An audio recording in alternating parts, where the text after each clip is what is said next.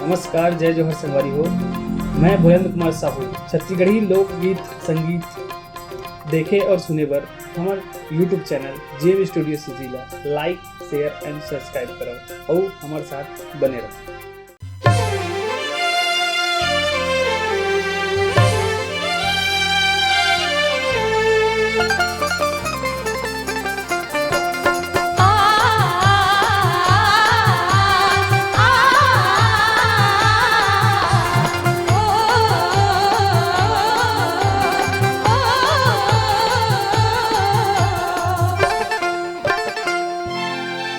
नाचे रे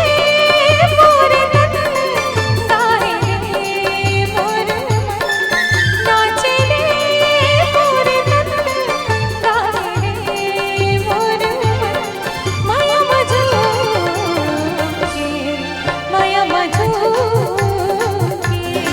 माया मझू माया मझू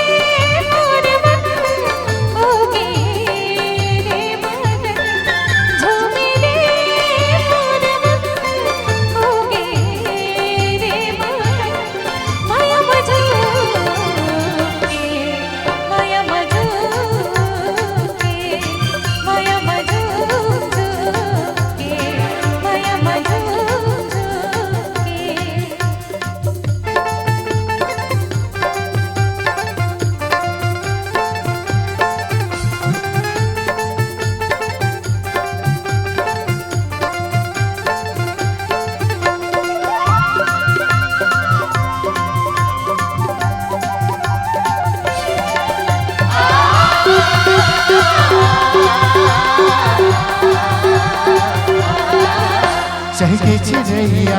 गावत गाना मोर मनला बनाए रे मन चहके चिड़ैया गावत गाना